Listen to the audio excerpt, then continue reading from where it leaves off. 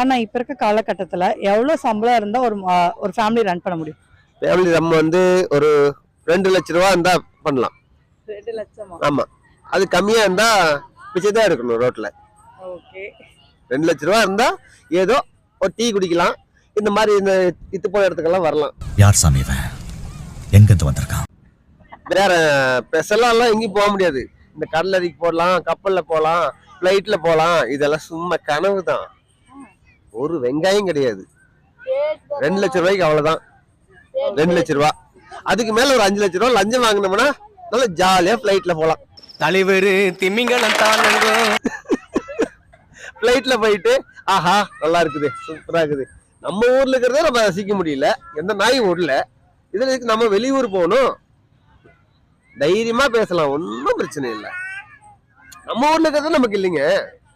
இதுல போகணும் 250 ரூபாய் கேட்கறான்.